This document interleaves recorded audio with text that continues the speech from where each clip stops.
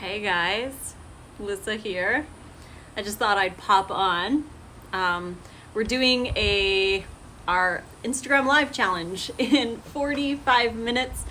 So I wanted to have a pineapple before I did that because it'll be a lot of talking, a lot of having fun, all that kind of stuff. Hey guys, welcome to this really quick live, maybe like 15 minutes or so, maybe 20 minutes. If you guys got any questions, I'm just eating this Sugarloaf pineapple. This is an organic Sugarloaf pineapple that my friend Christina from Edmonton, she ordered these for me and sent them to my house, and they are the best pineapples I think I've ever had in my entire life. So sweet, so they're not acidic at all. Delicious.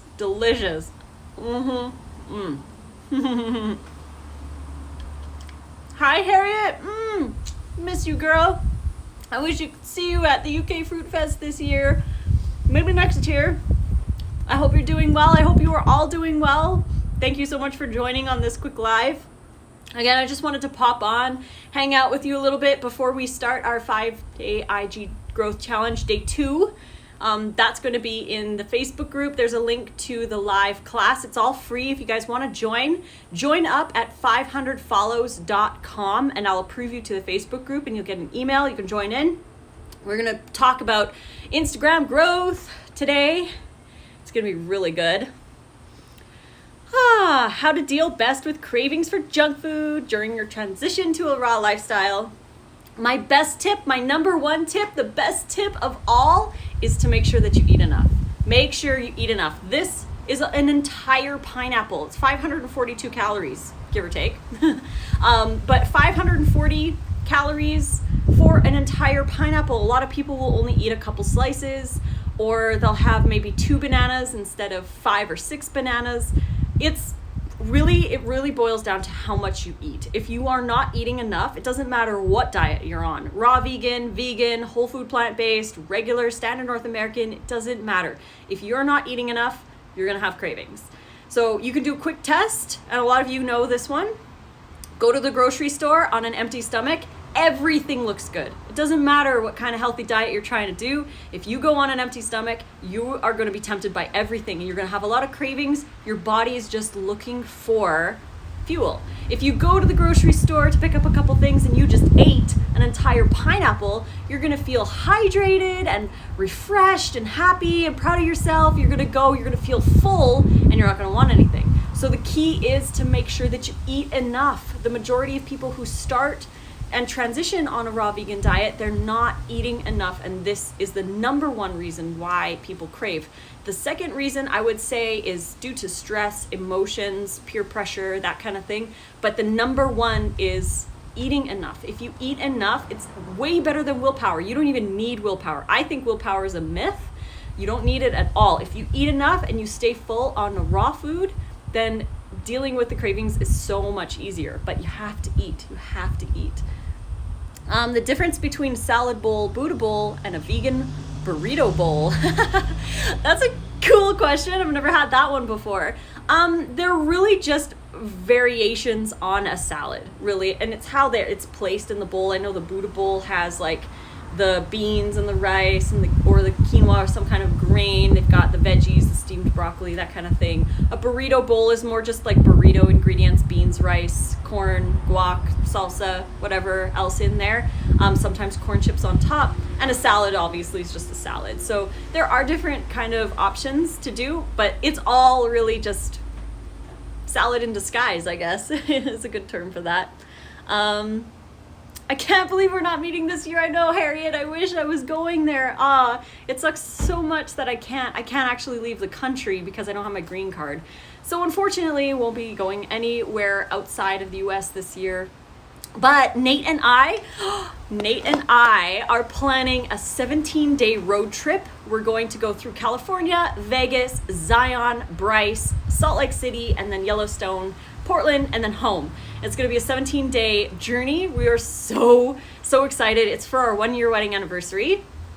And we are actually going to start kind of like an uncooking show. We're going to call it Tales from the Tailgate, where we're going to be doing cooking shows on the tailgate while we're camping, as raw vegans. So I hope you guys are interested in that. We're going to share our stories on our trip. So excited for that. That's happening soon, next month. Thank you so much. That would definitely help, eating enough, for sure, for sure. Love the dress. Thank you. I got it from kind of like a Rasta reggae store. They were selling cute little things. And I want to go back and get the blue one and the orange one because they're just so cool. And they're really like nice. It's 100 degrees here or like 38 Celsius. Super hot. So it's really nice to have something nice to wear. You have beautiful hair. Don't you ever struggle with hair loss? What's your hair care routine? Thank you. My hair is, it's my hair. It needs to get a haircut, but thank you. I use Walnut for my hair because it's a vegan company. I don't sell it or anything. I just like to buy it. And hair loss on a raw vegan diet or vegan diet, normally the number one reason, or the top two reasons actually, that people lose their hair on any diet, it doesn't have to be vegan or raw vegan, is number one, under eating, number two, stress or not enough sleep, just a lot of cortisol running through your system. You can experience hair loss from those two things. So if you're not eating enough, if you're under eating, if you're fasting, if you're just not getting enough minerals and all the good stuff that your body needs naturally, your hair is going to start falling out. So make sure that you eat enough. This is like the number one message that if I could scream it from the rooftops, it would be please eat enough. No calorie restricting, no skipping meals, no trying to keep all your calories in a small, tiny little 4-hour window. Just eat when your body wants food and make sure that you eat enough. I know a lot of people try to do the intuitive eating thing where they're like, they'll eat until they're full, whatever. But for the majority of those people, like a high percentage, maybe 95%, are not eating enough. They eat until they feel full, but they're not eating enough. So we can't intuitively eat until we learn how much our bodies need. We need to eat way more than our BMR, which is our basal metabolic rate.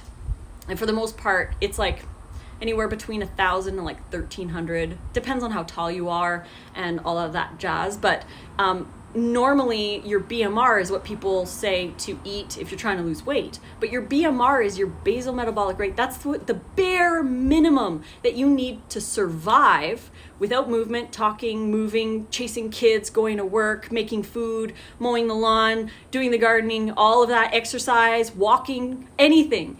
That your BMR is none of that. It's just your heart, your lungs, your brain, your liver, your skin. All of those internal functions need calories every day to function. If you're not giving them enough, your body is going to use your muscle mass, your fat storage, and yeah, you can lose weight, but you're also eating yourself. And that can cause a lot of saggy skin, low muscle tone as you're losing weight. So it's very important to eat enough. I can't stress that enough. So hopefully that helped with the hair care question. Thanks guys for joining me. Again, really quick because we are going to be doing the day 2 for the 5-day IG growth challenge coming soon. Again, sign up for that, 500follows.com. If you're interested, it's free. Join us, me and Ted, or Ted and I, actually. Ted and I will be hosting that tonight. What's your view on vegan cosmetics? I actually just got a facial done today with my friend Erin, and we use Eminence Organics, and we try to get all of the products, most of the products that Eminence makes is vegan already, and that's what I use as my skincare.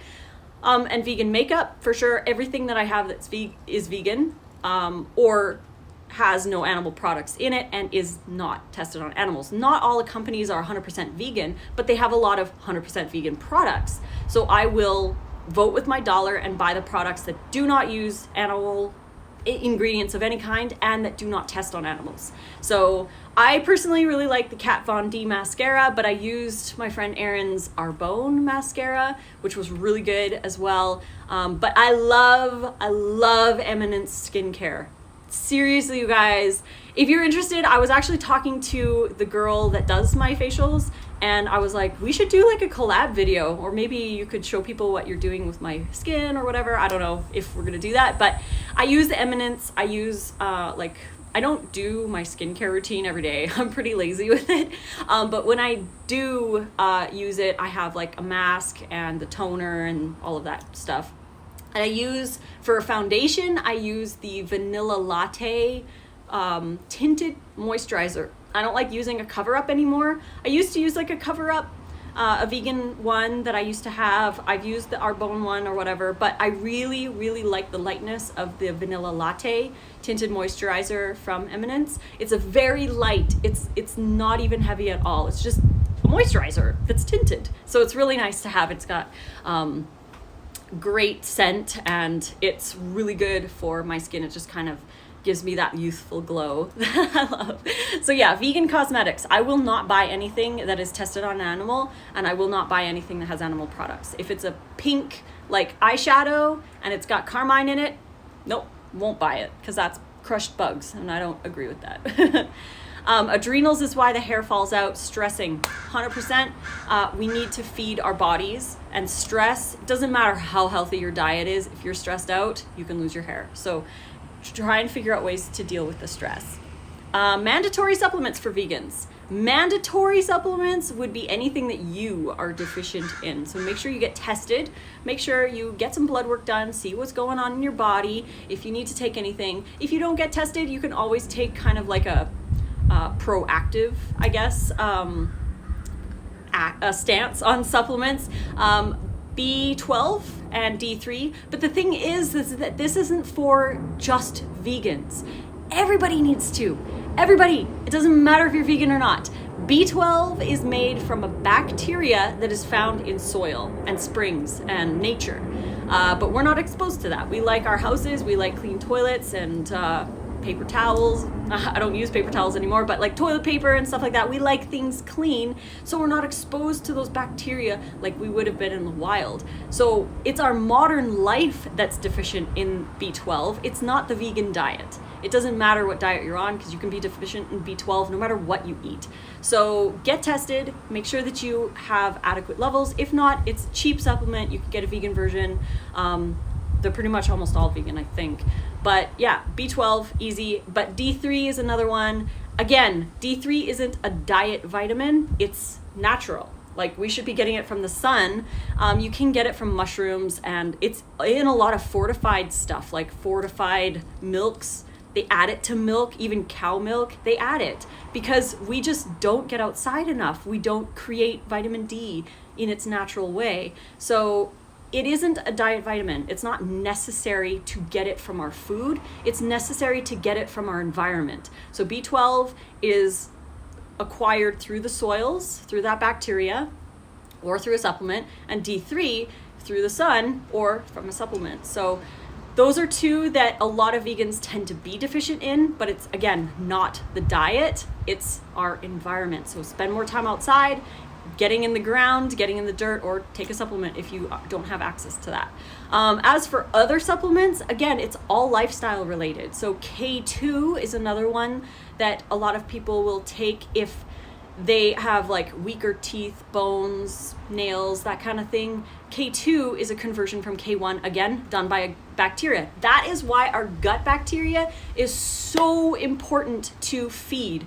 You need to feed it whole raw plant fiber. That's its food. And we want to grow really good, healthy gut bacteria so that we can convert these things into stuff for us. We have a symbiotic relationship with these bacteria, and we need to feed them good fiber so that they thrive. If you're eating dead products, animal products, oils, processed foods, junk, any of that kind of stuff, that doesn't feed the good bacteria. It feeds the cleanup crew. We don't want to feed the cleanup crew. We want to feed the good bacteria. So fiber from raw plants. Otherwise, supplements, maybe like an iodine, something like that. Daily Green Boost is a good one to add for all of those trace minerals. Coconut water too, but yeah, I really don't take a lot of supplements. I make sure that we eat a lot of food. We get 2,400 to 2,700 calories of variety. Variety is key. The people who eat 30 or more different kinds of plant foods a week have the strongest gut biomes. So variety is key. That's why we eat lots of stuff like broccoli and cauliflower and all kinds of greens. romaine, radishes, tomatoes, cucumbers, bell peppers, zucchinis, all types of fruit. And we get a little bit of nuts and seeds, some different spices. We get as much variety as we possibly can to feed that good bacteria. They love the inulin from garlic and onions, and I eat a lot of garlic and onions. So those are really essential to the body. Yeah, we need to do that. So hope that helps. Love the dress. Thank you. I love it too. Again, I want to get some other colors because I really like this dress a lot. Anti-aging herbs or foods, please. Raw foods. Anything that is high hydration. So this pineapple is high hydration, and the water in fruits and vegetables hydrates you twice as much as water. So this whole bowl of pineapple, if you extracted the water and you put it in a glass and somebody just drank that equivalent, not the pineapple juice, but like if you drank the equivalent of water in a glass, and as opposed to eating the pineapple, you would be twice as hydrated if you ate the pineapple as if you drank just plain water, the equivalent, right? So there is something magical in the hydration in fruits and vegetables, and that is incredibly anti-aging.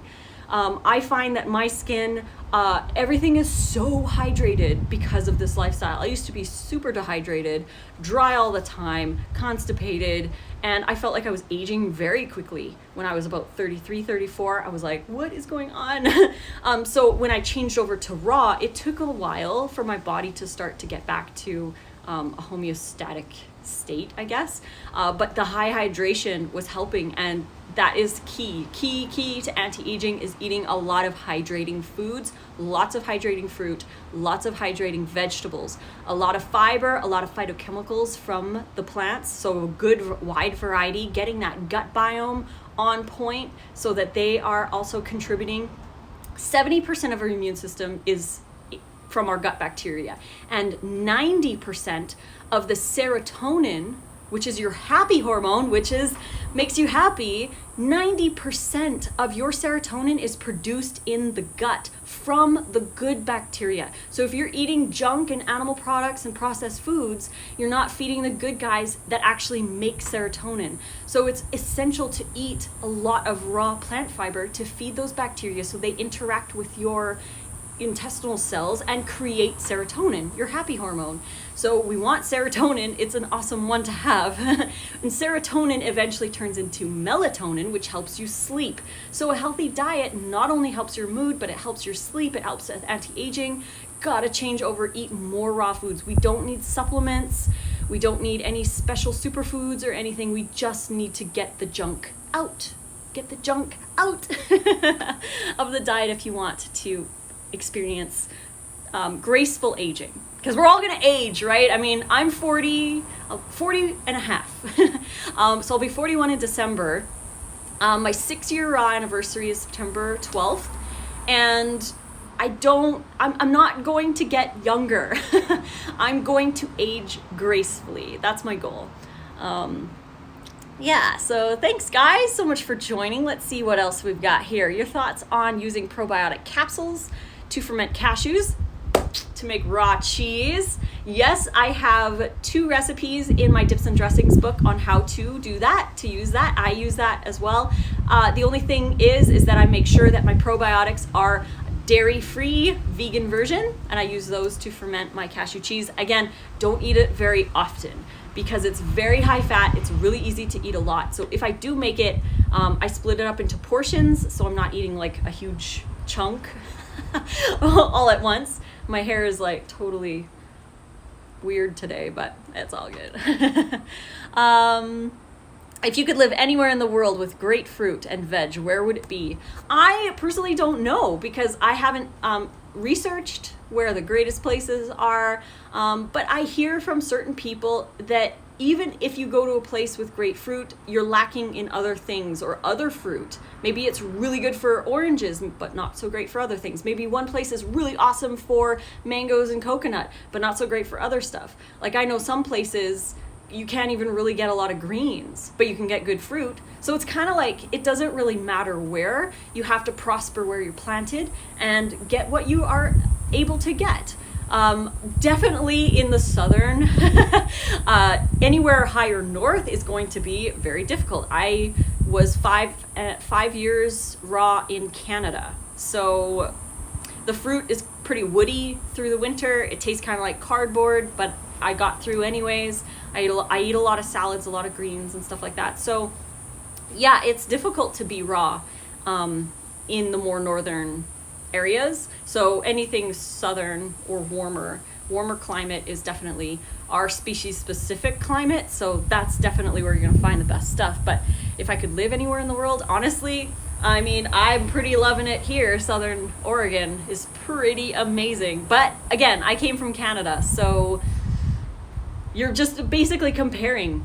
You're just comparing everything. So I love it here. Pretty sundress, thank you. How to stay raw vegan when cooking meals for family? Great question. I cook for Nate's son sometimes, and when I do, I just make sure that I have, say, a bowl of pineapple or a bag of cherry tomatoes, or I make my salad first and I start eating that while I'm making his stuff. So there are tips. You want to keep your mouth busy, so having something raw to snack on while you're making food is great. If you need to test the taste, get them to test it. It's their food, they're the ones eating it, so get them to taste it. Say like, do you want a little more garlic, whatever. Ask them what it tastes like. You don't have to taste it, you can get them to taste it. But yeah, make sure that you're full, that you have something to eat, and make your food first. If you make your food first, you can also give some to them as well. Like if I make a big giant salad, say I'm making ramen and I have mushrooms and onions and bell peppers and broccoli and all kinds of stuff in there, I will take a little bit out and I will give it to him, and he'll have some raw with his cooked stuff. So it really is like kind of like trying to get them to eat more raw and you still being able to enjoy your raw, but eat while you're making their food so you're less tempted to eat their stuff. Major calcium and zinc vegan foods, especially for sportsmen. Great question. Calcium and zinc are both found heavily in greens and sprouts. Calcium in seaweed, oranges, tahini, those are great options. But greens. Eat a lot of sprouts and get your energy from fruit. So that's what I would say. Just eat an abundance, eat a lot. Bok choy is really high in calcium, but again, anything that's going to have calcium is going to have zinc. So just eat a lot of greens. A lot of greens, a lot of sea vegetables, a lot of sprouts. Let's see, you got here. I'm gonna have to leave in about 5 minutes so we can start that 5-day IG growth challenge. It's day 2, and we're gonna go live in like 24 minutes. So I'm gonna sign off soon. I'm just gonna quickly go through these questions, guys. Let's see here. What's the link for the chat? For the IG, go to the Facebook group. The IG Growth Challenge Facebook group. The link is in there. Ted shared it earlier. It's also been emailed to everybody, so if you are signed up, you got the email, so go check that out. And anyone who's interested in signing up, it's 500follows.com. So sign up and join the Facebook group, and we'll see you in 25 minutes. Let's see here. Where can I find the link for the chat? Again, yes, in the Facebook group.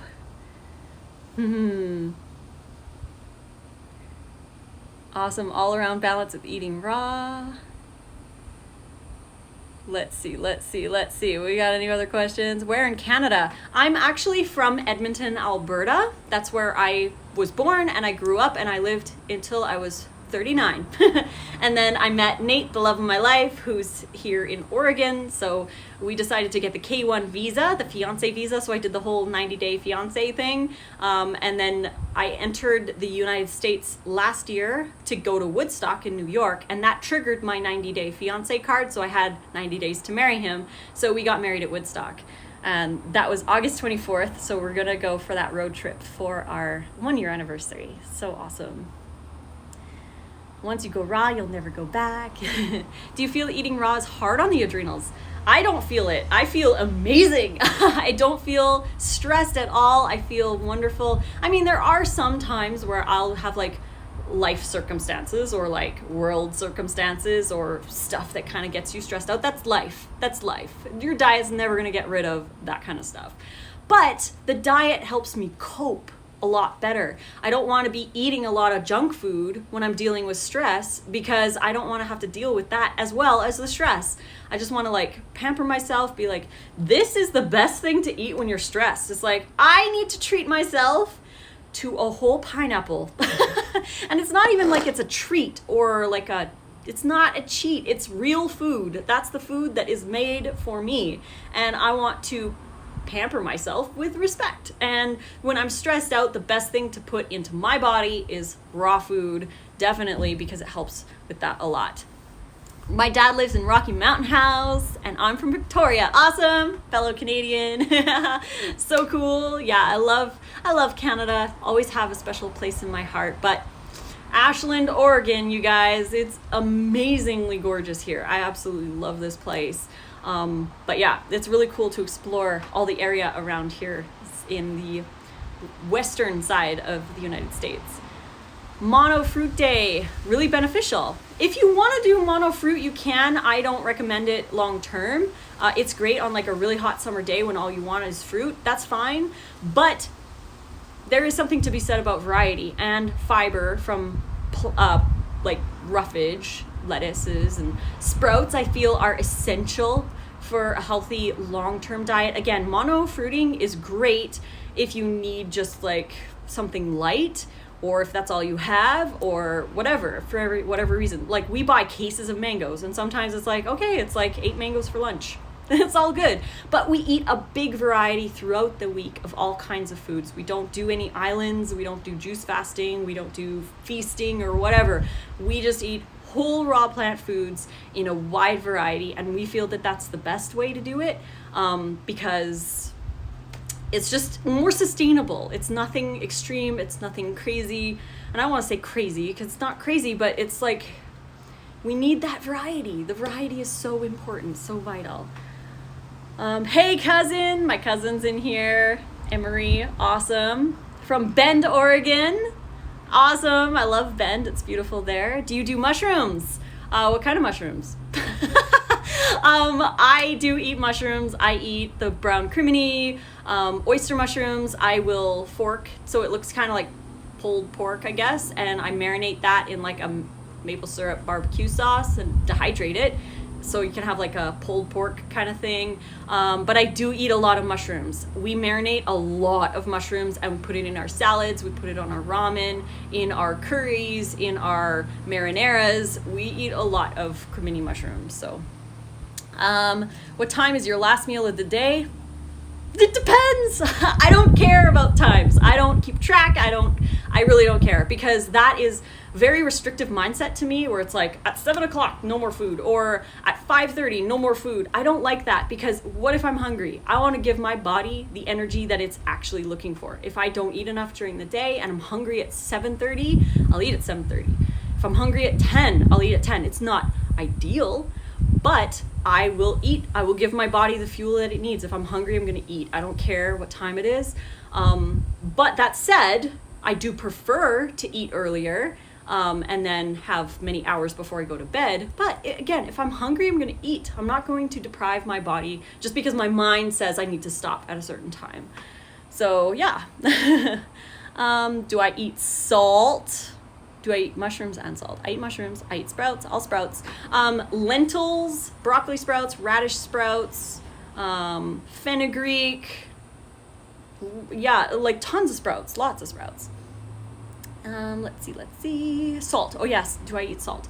I do very small amounts, and if I do eat salt, it's normally in the form of coconut aminos or miso paste. I rarely add salt to my meals, if ever. Lately, I haven't added it in a really long time. Unless the recipe really needs it, then I'll add like 1/8 of a teaspoon, but that's it. My sodium comes mainly from coconut aminos or miso paste if I'm going to use it.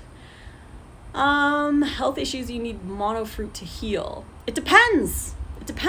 I had a lot of health issues, nothing diagnosed, but I healed without doing mono fruit meals. So I lost 70 pounds, my acne cleared up, my digestion is finally normal, my female cycles finally normal for the first time in 35. Well, I wasn't menstruating when I was a kid, so I'll say my whole adult life until I went raw was irregular female cycles, and those healed with not I didn't have to juice, I didn't have to do mono fruit, I didn't have to do any of that. I just had to cut out the junk and eat enough and eat clean. That's all I had to do. My body did everything that it needed to do in its own time. I didn't need to force it into anything. I didn't need to go into crazy detox, but that's just me. And I've seen it happen to a lot of people. No need to do any of those, I want to say extreme. Like, if you want to do it, that's cool. That's totally fine. It's your prerogative. But I personally feel that we just need to get the foundation right. Our body knows exactly what to do. We just need to get out of its way. My skin is beautiful. Thank you so much. Do you steam them? I don't steam any of my food. I marinate them in like lemon juice, garlic powder, maybe a little coconut aminos. I marinate them for a couple hours in the dehydrator at like 110 Fahrenheit. Are mushrooms okay to eat completely raw? I don't personally like them completely raw. I always prefer to marinate them. You can marinate them in the sunshine as well. I love your mindset and your lives. Thank you so much. I'm glad you do. Have you ever released mucoid plaque? That's something that I don't really pay attention to. I don't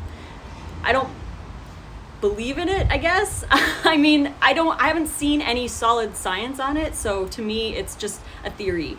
And most stuff is a theory. Raw food is a theory. It's all a theory. Gravity's even a theory. So it's called a theory because we still don't know 100% solid without a doubt, right?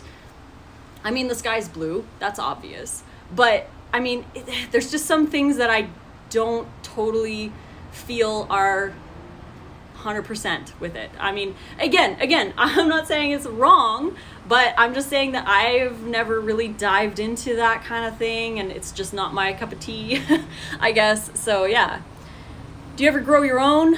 For mushrooms, no. I grow my own romaine. Biggest tips for someone beginning the raw diet: make sure you eat enough, make sure that you eat low fat, clean out your cupboards, get rid of all the junk, get rid of the animal products, and eat enough. Eat.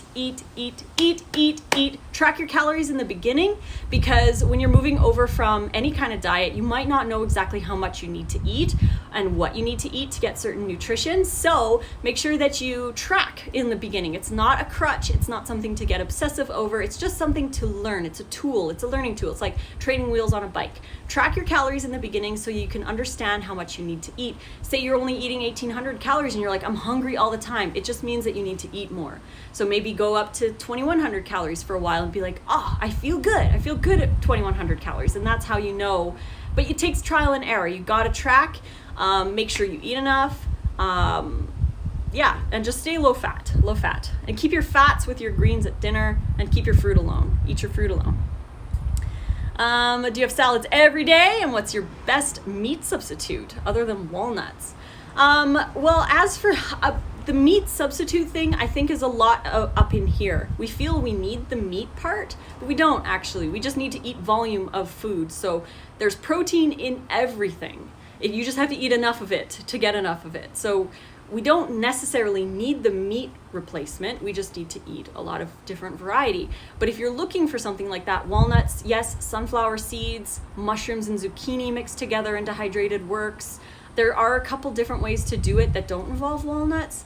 We find sunflower seeds and pumpkin seeds tend to work pretty good when making a meat, included with mushrooms, and carrot pulp is really good as well. You can mix a bunch of different things.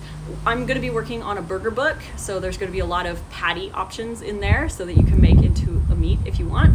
And yes, I eat salads every day. Most of the time it's twice a day, lunch and dinner. Sometimes it's only with dinner. If I feel like having, say, a whole pineapple for lunch, for example. Hardest thing about being raw? That's a great question. Hardest thing about being raw for me would be,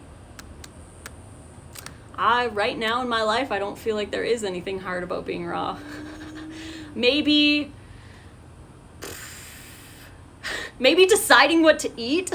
Because there's so much that I love to eat. Sometimes it's like dinner time. It's like, I want all kinds of stuff. I don't know what I want to make. So that's right now, that's my hardest thing. And if you do walnuts, do you have it in a salad? Yes, fats in salads, fats with greens. Where did you get your protein from, and how do you eat legumes? I sprout my legumes, so sprouted lentils of all kinds. That's how I get the legumes in. But as for protein, it's in everything. So I get enough because I eat enough. I eat around 2,400 to 2,700 calories a day. I eat tons of food. So that's there. Yes. All right. Let's see. I think I'm going to have to go, you guys. Thank you so much for being here. We've got 12 minutes before the growth challenge class starts. And I'm going to go get ready. I'm going to finish eating this pineapple so that we can go live with you. So if you want to join, go to 500follows.com, and we're going to be talking all about Instagram growth and growing an online business, doing all that kind of fun stuff. So I love you guys so much. Thank you so much for joining me. And I'll see you in there.